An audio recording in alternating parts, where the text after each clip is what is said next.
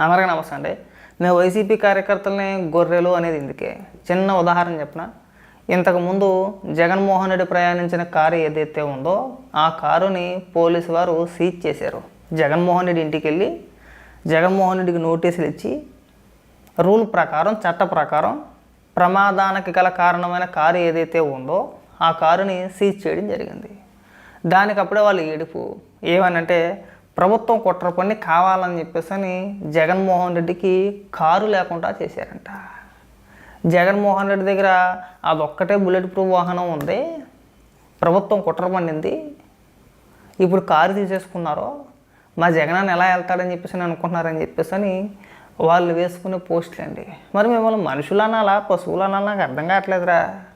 సాధారణంగా ఒక ప్రమాదం జరిగినప్పుడు రూల్ ప్రకారం పోలీస్ కేసు నమోదైతే ప్రమాదానికి గల కారణమైన వాహనం ఏదైతే ఉందో ఆ వాహనాన్ని పోలీసు వారు సీజ్ చేస్తారు.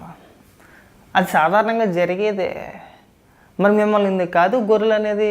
నిజంగా మీలాంటి వాళ్ళు వైసీపీ కార్యకర్తలుగా ఉండడం జగన్మోహన్ రెడ్డి ఏ జన్మలోనో చేసుకున్న పుణ్యురా.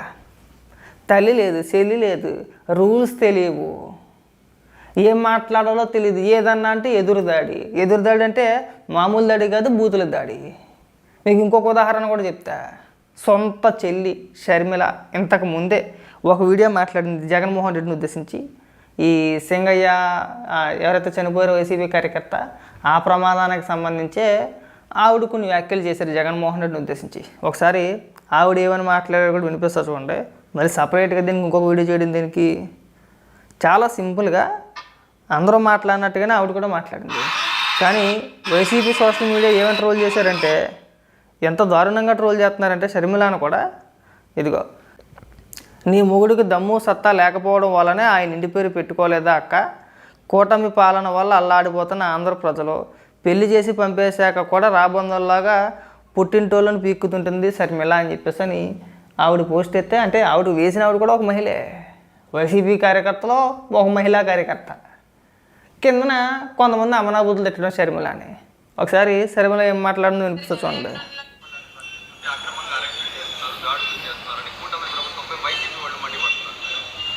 వైసీపీ వాళ్ళు మండిపడ్డం, బయట మండిపడ్డం కాక అసెంబ్లీకి వెళ్ళి మండిపడవచ్చు కదా, అసెంబ్లీకి వెళ్ళి సమాధానం చెప్పుకోవచ్చు కదా, అసెంబ్లీకి వెళ్ళి చెప్పొచ్చు కదా పూర్తి మద్యపాన నిషేధం చేశాము మేము, అయినా మేము ఓన్లీ క్యాష్ పద్ధతిలో ఎందుకు మేము మద్యం కుంభకోణం చేశాము అని అసెంబ్లీకి వెళ్ళి చెప్పాల్సిన బాధ్యత వైసీపీ వాళ్ళకి లేదా? రిషికొండని ఎందుకు కొరిగేశారు అన్న సమాధానం చెప్పాల్సిన అవసరం వైసీపీకి లేదా?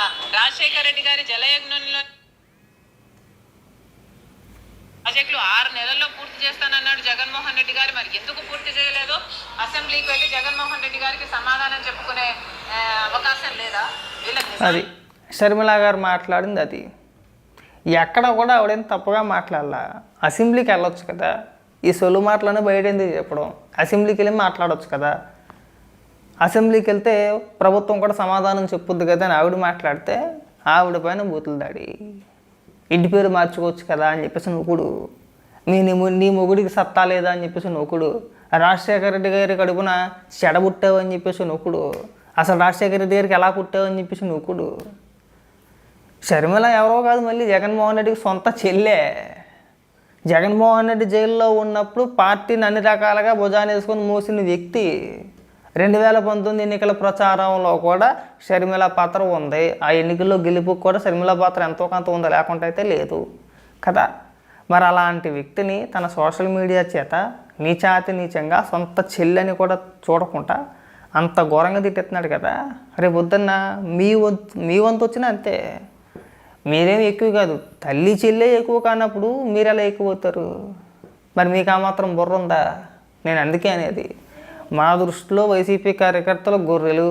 ఆ గొర్రెలు జగన్మోహన్ రెడ్డికి దొరకడం, జగన్మోహన్ రెడ్డి ఏ జన్మలోనో చేసుకున్న పుణ్యం. ఎందుకంటే తీరుతనం ఉండదు, వాళ్ళు ఏం మాట్లాడుతుంటే వాళ్ళకి ఒక క్లారిటీ ఉండదు, అవగాహన రాహిత్యం, అవగాహన ఉండదు.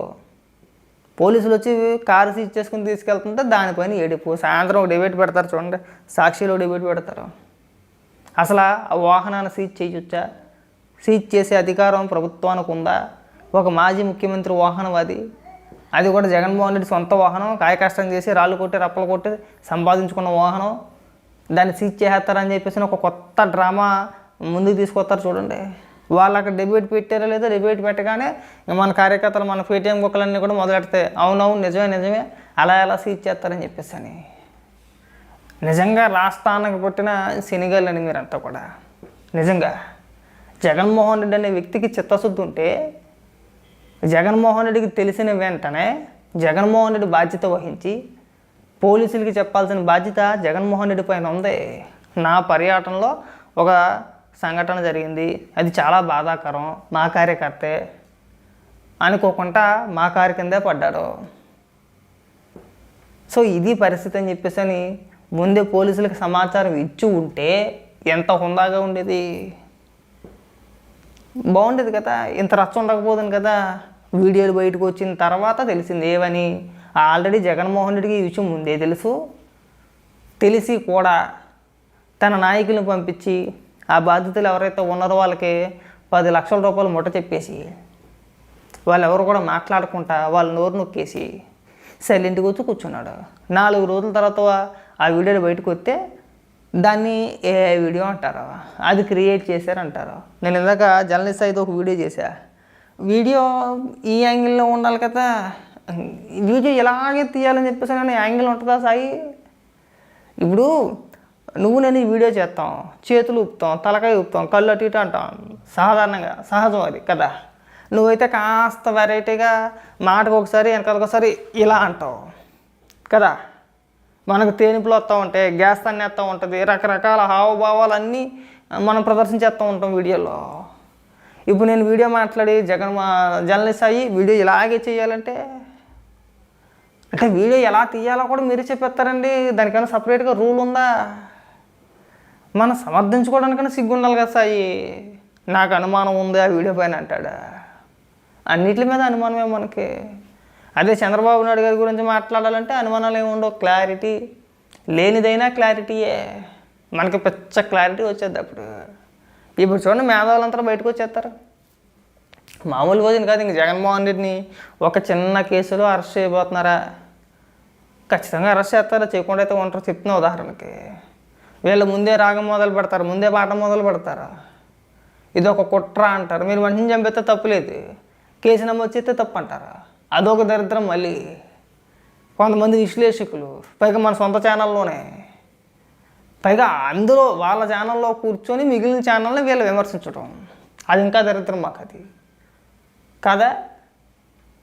కనీసం ఏది రూలు కాదు, పోలీసులు రూల్ ప్రకారం చేస్తున్నారా లేదంటే రూల్స్ని అతిక్రమించి చేస్తున్నారా? కనీసం మనకు ఆ మాత్రం అవగాహన లేకపోతే ఎలా?